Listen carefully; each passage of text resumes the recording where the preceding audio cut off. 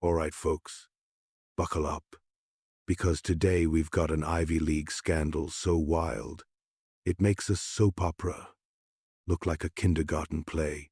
We're talking prestige, jealousy, money, and murder. That's right. What should have been a fairy tale of elite education turned into a real-life horror show. So, let's set the stage. Harvard University.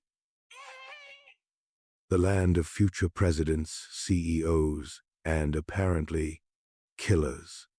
Enter Daniel Winchester, a 22-year-old golden boy, studying pre-law, smart, charming, and dating the equally brilliant Elizabeth Roth, a 21-year-old biochemistry major with a bright future in medical research. These two looked like the ultimate power couple until jealousy, ambition, and straight-up evil got in the way. Now, this is where things go from Gossip Girl to Hannibal Lecter real fast. Daniel had a secret, and that secret was named Michael Calloway, his so-called best friend and fellow student. But Michael wasn't just a friend, he was the guy Daniel thought Elizabeth was secretly in love with. Dude was convinced she was gonna dump him for Michael. So instead of, talking it out like a normal person, Daniel comes up with a plan that makes Breaking Bad look like child's play. All right, let's talk about the two main players in this Ivy League horror show: the victim, Michael Calloway, and the suspect, Daniel Winchester. Michael Calloway, the victim. Michael was the kind of guy you'd expect to see in a Harvard brochure. He was 22 years old, a top-tier computer science major, and get this, a self-taught coder who had already interned at a major tech firm. Dude was basically a walking LinkedIn success story. But what really set him apart? He wasn't just a genius, was charismatic as hell. The type of guy who could walk into a room and have everyone laughing in 5 minutes. Professors loved him. Classmates admired him. And most importantly, had no enemies. Except one. Daniel Winchester, the suspect. Now, on the surface, Daniel Winchester was cut from the same Ivy League cloth. 22 years old, pre-law, and from a wealthy New England family. The kind of guy who grew up with private tutors, played lacrosse, and probably had a summer home in the Hamptons. But here's the difference between Michael and Daniel. Michael was effortlessly brilliant. Daniel, on the other hand, had to work his ass off to keep up, and he hated that. To make things worse, Daniel had a jealousy problem the size of the Harvard library. He wasn't just envious of Michael's intelligence, he was convinced that Michael was stealing his girlfriend, Elizabeth Roth. The jealousy that started it. Now, here's where the drama kicks in. Daniel and Elizabeth had been dating for 2 years, and by all accounts, they were the golden couple of Harvard. She was a 21-year-old biochemistry major, equally brilliant, and had dreams of becoming a medical researcher. But the issue? She and Michael were close. And when I say close, I mean study sessions, inside jokes, texting at odd hours, the whole "we're just friends, but are we really" type of situation. But, according to every own, including Elizabeth herself, they were 100% platonic. Daniel, though, he wasn't buying it. He started obsessing over their friendship, reading her texts, accusing her of cheating, getting paranoid every time she even mentioned Michael's name. And since Michael had everything Daniel secretly wanted, effortless intelligence, charm, and now, supposedly, his girlfriend, he snapped.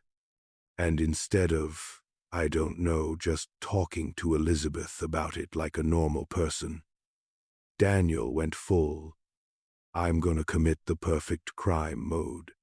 And that, my friends, is how Michael Calloway went from an Ivy League rising star to the victim of one of Harvard's most infamous murders. Next, up Daniel's master plan. Spoiler, it was not a master plan. Oh, all right.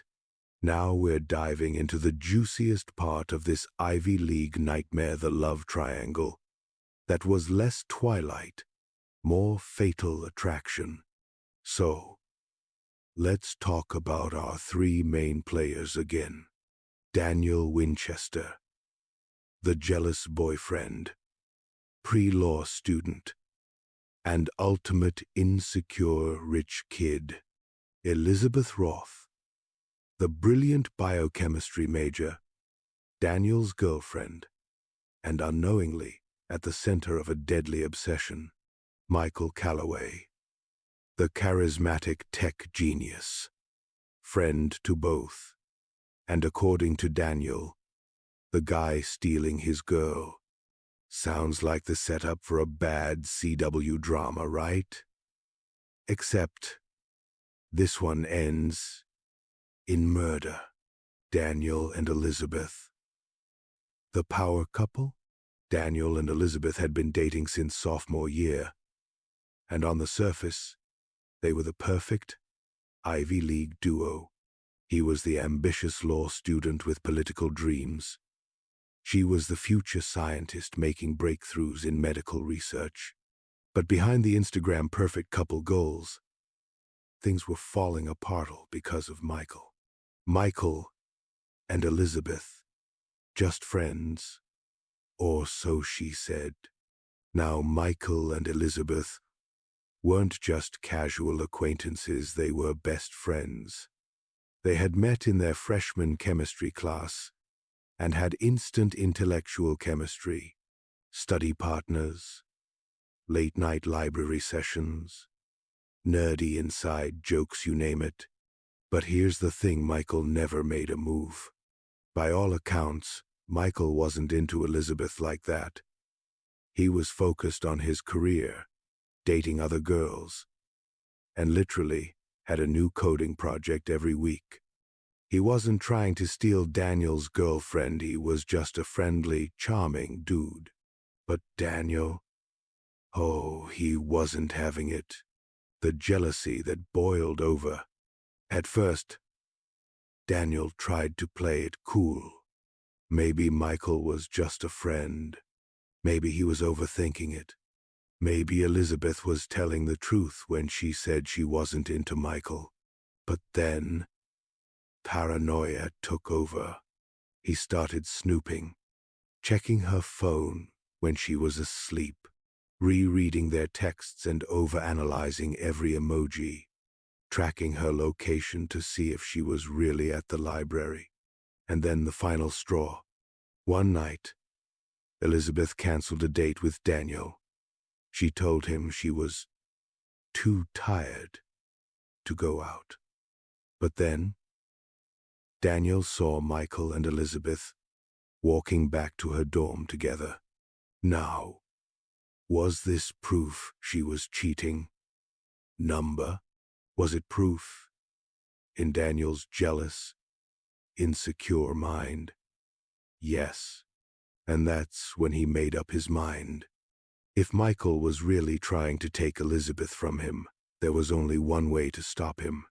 And just like that, Daniel stopped being a boyfriend with trust issues and became a stone-cold killer. Daniel and Elizabeth had been together for 2 years, and from the outside, they looked like a power couple straight out of a Harvard admissions brochure. He was the ambitious pre-law student, With a well-connected family and dreams of becoming a big-shot attorney, she was the brilliant biochemistry major, already making a name for herself in medical research. They were both smart, driven, and seemed like they had a future that was practically pre-written for success. But behind the scenes, things were starting to crack. And the biggest crack? Michael Calloway. Elizabeth and Michael had been close ever since their freshman year. They met in an intro chemistry class, bonded over their love for science and dark humor, and over the years became practically inseparable. If there was a big test coming up, you could bet they were pulling an all-nighter in the library together. If she was stressed about a lab report, Michael was the one helping her break it down. They had their own inside jokes, their own routines, and to anyone on the outside, especially someone as insecure as Daniel, it looked like more than just friendship. But here's the thing, Michael wasn't interested in Elizabeth romantically. He dated other girls. He was focused on his career, and by all accounts, he never once crossed the line with her. But Daniel, he was convinced there was something going on. And once that idea got into his head, there was no shaking it. At first, the jealousy was small, subtle, passive-aggressive comments whenever Elizabeth mentioned Michael, a cold stare whenever he saw them laughing together. But soon, Daniel started obsessing over it. He would scroll through Elizabeth's texts when she left her phone unlocked, dissect every emoji, every message, every tiny lol, as if it were a full confession of betrayal. He started timing how often she mentioned Michael in conversation, keeping track of their library meetups, even checking her location to see if she was really where she said she was. Then came the paranoia. Elizabeth would tell him she was too busy to go out, and later that night, he'd see her walking back from the library with Michael. Was she lying? Were they sneaking around behind his back? Every little thing started feeling like proof. His brain was connecting dots that weren't even there. Then one night, Elizabeth left her phone on his bed while she went to the bathroom. A new message from Michael popped up. "Good luck tomorrow. You got this." Nothing romantic, nothing unusual, but in Daniel's mind, that was it. That was all the proof he needed. Michael wasn't just a problem. He was an obstacle, and obstacles need to be eliminated. Daniel's jealousy had spiraled out of control, and with Michael now firmly planted in his mind as the enemy, he began to plot what he thought would be the perfect crime. And when I say perfect, I mean it in the most delusional sense possible because, spoiler alert, nothing about this plan went the way he hoped. Daniel had already been dabbling in chemistry, not because he had any real interest in it, but because his pre-law studies required him to have a basic understanding of science. As his obsession with Michael grew, he started to notice that potassium cyanide was one of the chemicals listed in the chemistry textbooks lying around the library. And to make matters worse, Daniel had access to his school's lab facilities, a place where a chemical like cyanide could be obtained with very little oversight. To Daniel, it was simple. If he could get his hands on some cyanide, he could eliminate Michael once and for all, making it look like a tragic suicide. No one would ever suspect him. After all, he was Michael's best friend, the one who was closest to him. Daniel convinced himself that, given Michael's often quiet demeanor and occasional complaints about school pressure, it would be easy to convince everyone that Michael's death was a result of mental exhaustion. So, In the weeks leading up to the murder, Daniel took small steps to execute his plan without raising any suspicion. He carefully researched cyanide poisoning online, skimming through details on how it worked and how to use it effectively. But the more he researched, the more he realized that getting the chemical wasn't as simple as he thought. One evening, when the campus chemistry lab was relatively quiet, Daniel found a moment of opportunity.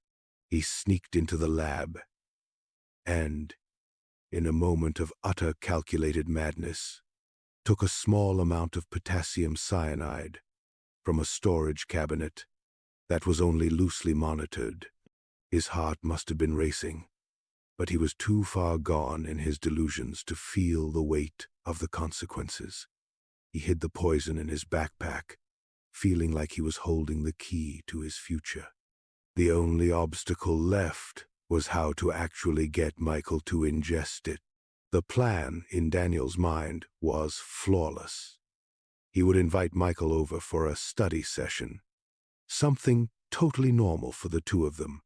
There, he would offer Michael a drink, laced with cyanide. When the day finally came, Daniel texted Michael to invite him to his dorm. Michael was a little surprised, as it wasn't a usual study date for them, but he didn't hesitate. After all, it was Daniel, his friend. Michael had no reason to believe anything was amiss. Once Michael arrived, Daniel pretended to be relaxed, acting as if they were just going to review some notes for an upcoming class. He offered Michael a glass of water that he had secretly spiked with the cyanide. Michael, trusting Daniel as his friend, didn't hesitate to take a drink. In a matter of minutes, Michael's body started to react this. Breathing slowed, his pulse dropped, and before Daniel could even process what was happening, Michael had collapsed. But Daniel didn't panic. He acted fast, rushing to make it look like a suicide. He quickly staged the scene, placing a fake suicide note on Michael's laptop. The note was carefully crafted, making it seem like Michael had been struggling with depression and had finally decided to take his own life. It read, "I'm sorry. I couldn't take the pressure anymore. Please understand." To anyone else who came into the room, it seemed like a typical, tragic suicide. Daniel felt like he had pulled off the perfect crime. No one would ever suspect him, his best friend, had ended his own life. And Daniel was left to grieve. But of course, nothing about this crime was perfect. After the death of Michael Calloway, Daniel's plan seemed to work, at least on the surface. The police initially believed it was a tragic suicide, and the investigation didn't raise any immediate red flags. But Daniel didn't realize just how many cracks were already starting to form in his web of lies. Elizabeth's doubts. While the authorities were still processing the scene, Daniel thought everything was in the clear. The fake suicide note was sitting right there on Michael's laptop, and the room was staged to look like a desperate, overwhelmed student had finally given in to the pressures of Harvard life. But there was one person who wasn't buying it: Elizabeth. She was Michael's best friend, and beyond that, she knew him better than anyone else. They had worked together on countless projects, stayed up late studying, and spent hours talking about their dreams and frustrations. Michael had never once mentioned any serious struggles with depression. In fact, he'd always been upbeat and driven. He was a tech genius, full of ambition. Elizabeth's first thought when she heard the news of Michael's death was that something wasn't right. She refused to believe that he'd taken his own life, especially after everything they'd shared. She knew Michael, and she knew he wasn't the type to just give up. She began to ask herself, what if this wasn't a suicide at all? What if Michael had been murdered? The more she thought about it, the more convinced she became that there was something off about the whole situation. Why would Michael leave a note like that? Especially when he had always seemed so motivated and hopeful about his future. She decided to take matters into her own hands. Elizabeth's investigation. Elizabeth didn't just rely on gut feelings, she was a biochemistry genius, and that gave her a unique advantage. After a few conversations with her professors and some quiet research on her own, she learned about the toxicology of cyanide. Potassium cyanide wasn't a substance most people would have access to, especially at a prestigious school like Harvard. She began asking herself more questions. Who could have obtained cyanide? What if Michael hadn't taken his own life?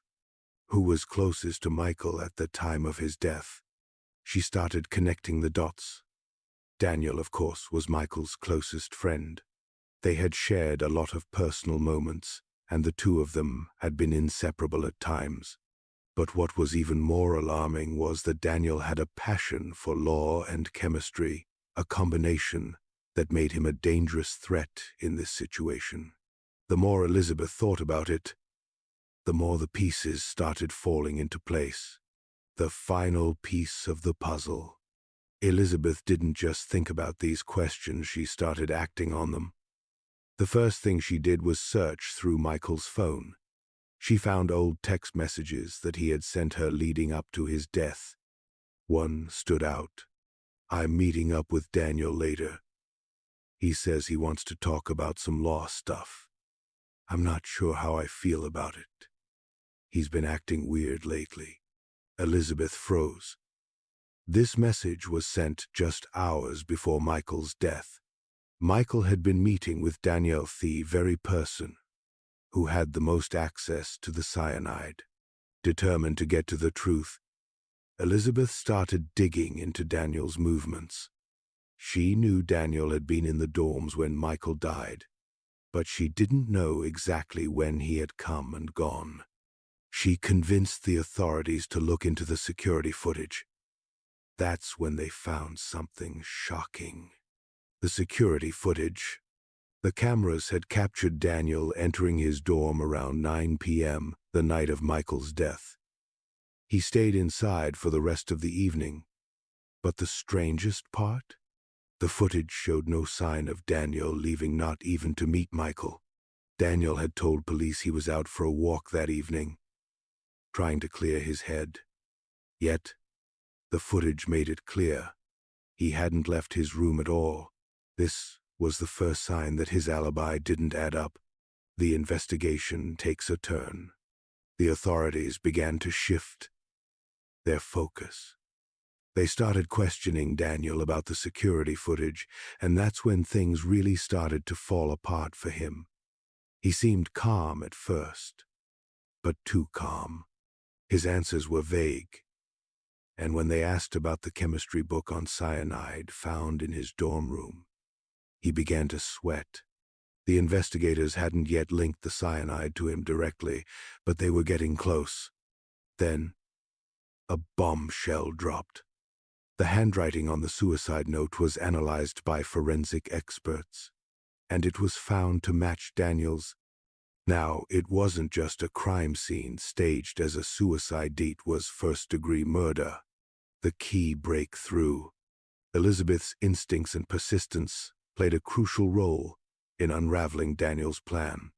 She was the one who pushed the investigation forward, digging through text messages, speaking with authorities, and even researching the toxicology of cyanide on her own.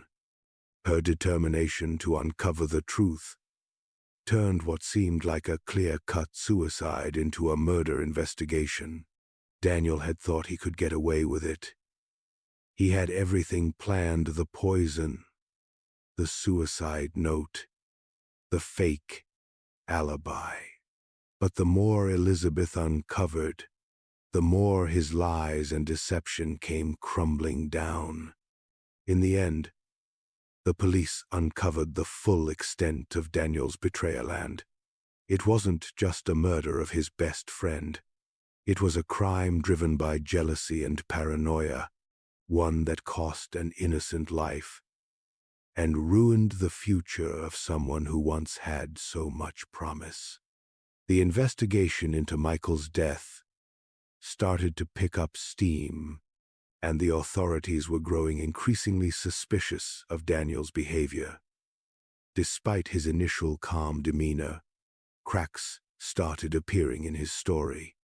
As more details came to light, his initial portrayal of being a concerned friend began to unravel. For one, Daniel had acted a little too normal in the aftermath of Michael's death. He wasn't distraught or heartbroken the way someone would expect a grieving friend to be. Instead, he was almost nervously calm, constantly providing vague answers when questioned about the events surrounding the night Michael died. His responses were inconsistent, and each time he was asked about his whereabouts, he stumbled in his answers. His alibi, which initially seemed solid, started showing signs of weakness. The authorities were beginning to piece together that there was more to his story than he had let on. A key turning point came